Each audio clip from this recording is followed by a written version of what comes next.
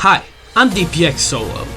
Welcome back to Day 2 of Oddly Specific Top 10 List Week, Volume 2. Today, we're counting down the top 10 franchises with big anniversaries this year.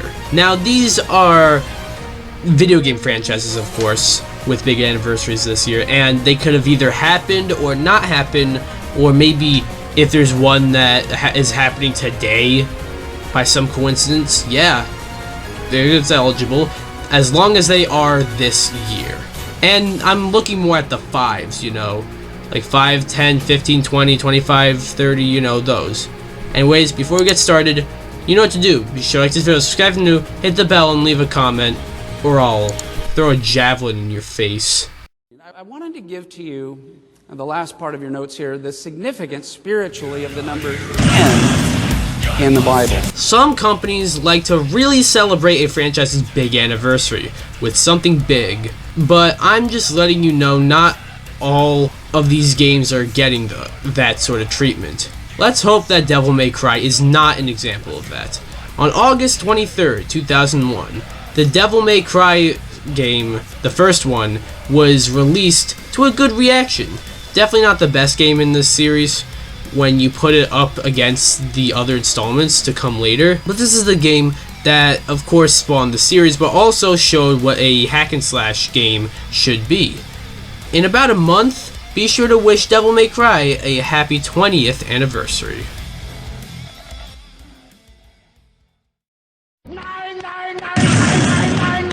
Getting their 25th anniversary this year is a franchise that was sort of like the unofficial mascot franchise for the original PS1, and that is Crash Bandicoot. On September 9th, 1996, the first Crash Bandicoot game on PS1 was released and instantly made Crash Bandicoot a rival for Nintendo's Mario, and I'd still say the game holds up pretty well today. Obviously, the game seems a little dated today, but if I'm going to be honest, games from that era just seem dated. But we got 2 sequels, then the Insane Trilogy, and then Crash 4. I know I skipped a lot, but we don't need to talk about those. Let's hope for Crash's 25th anniversary in 2 months, we get something big for Crash. So I'm going to be giving this flavor 8.5 out of 10 scoops. Now we got another franchise, which also turns 25 this year, except for the fact that it already did back in March and got a new game this year. I'm talking about Resident Evil. On March 22nd, 1996, the first Resident Evil game was released on the PS1, and while it also hasn't held up very well, it had a director's cut and a remake, and spawned what is probably Capcom's best-selling franchise of all time. A lot of the Resident Evil games are commonly brought up in discussions about the best games of all time, and that should be saying a lot. And just how expansive this universe is should speak volumes to about just how big Resident Evil has become. 36. Very close, but that's not it. Let's go to Gary the Retard. What number between 2 and 4? 7. A character with probably the most recent anniversary, and that is Donkey Kong. On July 9th, 1981, the original Donkey Kong arcade game was released and was also subsequently the start of Mario 2. That is Donkey Kong's 40th anniversary, by the way, which makes Donkey Kong the oldest of all the franchises on this list. Unfortunately, Nintendo almost likes to push Donkey Kong to the side a lot because they don't do much with that franchise lately. Hell, Donkey Kong, guys, I'm not sure if you're getting this, but Donkey Kong just had his 40th anniversary, and Nintendo did fuck all with it. Sad. Okay, Mrs. Puff, what's my final score? 6. If Nintendo isn't going to do anything for Donkey Kong's 40th anniversary, Konami won't do fucking anything for Castlevania's 35th. Now, albeit it hasn't happened yet, but I don't think so. I don't think they're doing anything. On September 26, 1986, the original Castlevania for NES came out, and became an instant icon for the NES. Not only that, but Castlevania has become a huge franchise with a lot of installments and some of the best soundtracks in video games. To be fair, Castlevania hasn't had its 35th anniversary yet, but I don't see Konami doing much, if anything at all, for it when it happens in 2 months.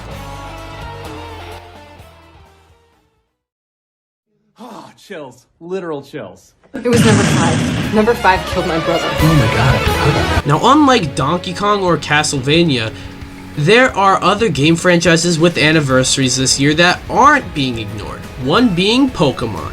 On February 27th, 1996, Pokemon Red and Green were released in Japan and kickstarted the worldwide phenomenon that is Pokemon. Obviously, that's not when they were released in America, of course, but this is the birth of the franchise. Even if you're not into video games, you know about Pokemon.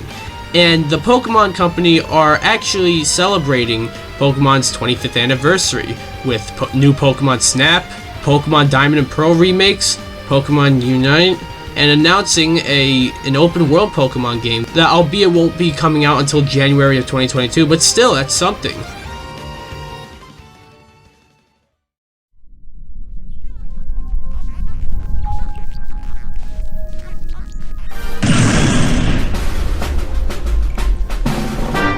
One franchise that I wouldn't expect to get as much respect as it has been getting for its 35th anniversary is Dragon Quest.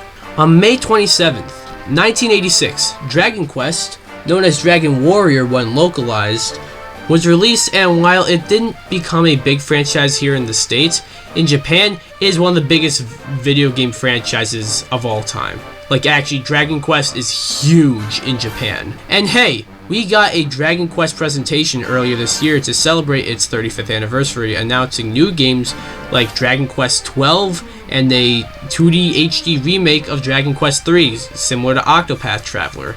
Very exciting.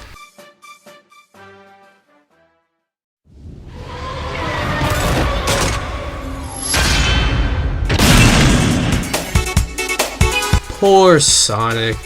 Sega just doesn't seem to know what to do with him. Why is he so high though? Cause it's Sonic and his 30th anniversary. In June of 1991, seriously, I can't find the exact date, so I'm saying June of 1991, Sonic the Hedgehog came out for the Sega Genesis and was the first ever video game mascot to go face to face with Mario and give him a bit of a run for his money. Not to mention, we got a cool little Sonic Presents where we got Sonic Colors Ultimate and Sonic Rangers revealed. And we also got Sonic in the Tokyo 2020 Olympic Games game, which is nice. He just looks like a guy in a Sonic cosplay playing like basketball and stuff. But apparently he's actually really fast in that game. I want to play it.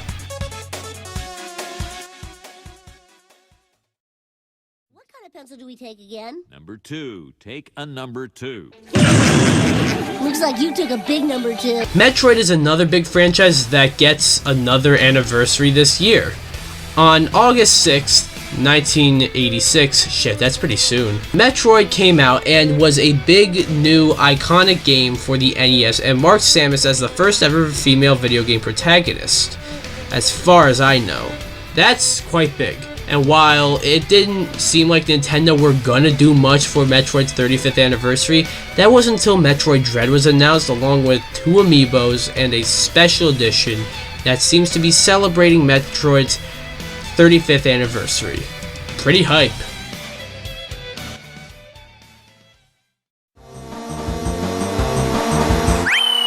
I'm a Luigi, number 1. On February 21st, 1986, the original Zelda game was released. I'm pretty sure you expected to see Zelda at number 1, as it was probably the one you thought of first when it came to anniversaries this year. I'm sure you thought a whole lot about this list, but Zelda has become a huge franchise for Nintendo. It's quite obvious why Zelda's 35th anniversary is number 1. Don't need to explain much more. So that is the list. What are your favorite anniversaries or franchises with anniversaries this year? Let me know down below. Anyways, be sure to like, subscribe, or I'll throw a javelin at your face.